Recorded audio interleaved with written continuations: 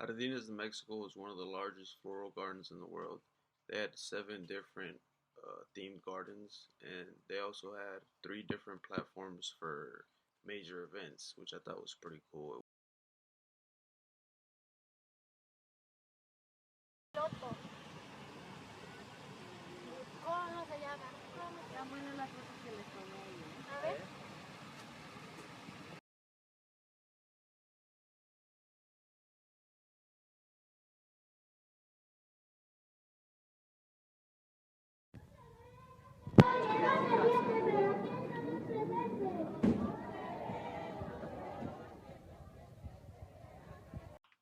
In Mexico City, there's a lot of different type of architecture. It's more of like a same. It's got the almost as same resemblance as like say a Renaissance architecture. And my video, you can see a little bit of it, not too much of it. The Angel of Independencia was built in 1910, while President Porfirio Diaz was in house. And this really is kind of difficult to get to when you're there because throughout average days, it's a road. So there's people traveling all around the statue. It's really big. It's maybe about the size of a 15-story building, and in order to get to it, you kind of got to go through traffic. And if there's just too much traffic flowing, you really can't get to it. Uh, but I did provide a picture of it from a sky view. I think it was from the north building of it, so you can kind of get a bird's eye view of the actual statue.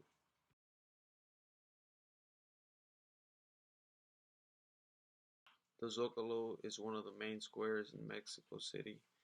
It is a marketplace slash dancing ground because you also have a big open space where a lot of people like to play music and they like to dance a lot. And then to your right, you have Mercado, where you got from food to book bags to candy to basically anything.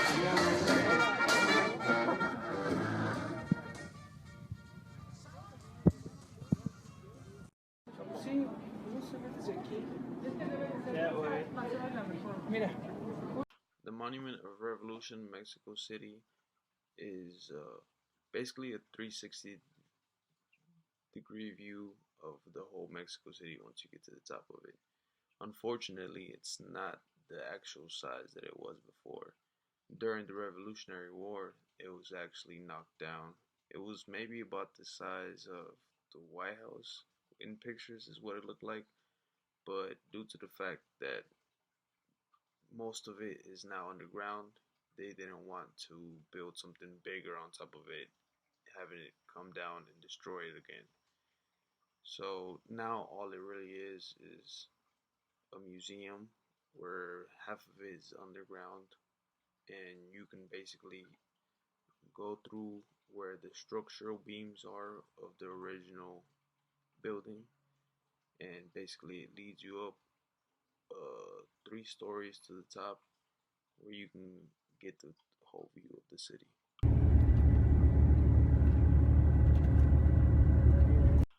The Sun Pyramids were one of the most fascinating things I've ever gotten to witness. If you ever get the chance to get to go to visit the Sun Pyramids in Mexico, I suggest you do. Um, Unfortunately, I only got to go up the the main pyramid because at the time I had a sprained ankle, and once you got to the top, it was like you were catching nothing but good vibes. Is what supposedly it says that you do when you get to the top. Um,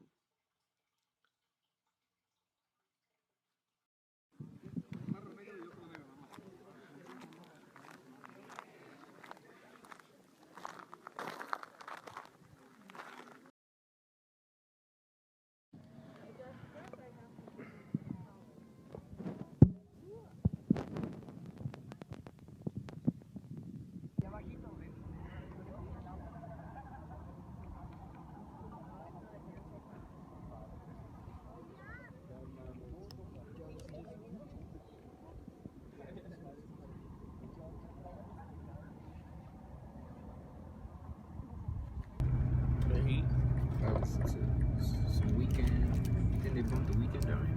Bro, that's the beat day. That's what I'm listening to, bro. BT3. The Basilica is a Catholic church where you can actually get to see where the three faces of it. At the very top is the original church. The one on the bottom in the video directly in front of me is the third church, the second church that was built. The most recent one is to the left. All these churches have been rebuilt due to the fact that more of a Catholic follow in the city of Mexico, which is really, really strong. But due to the fact that a lot of people are coming to the city of Mexico to actually visit old Catholic church, is why they've gone jumping to bigger and bigger churches.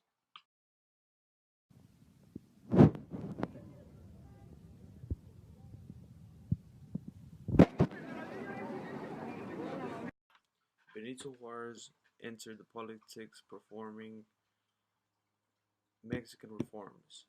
So therefore, he was more of the people's people's champ in a way. He was chosen a lot to be represented for the lower class.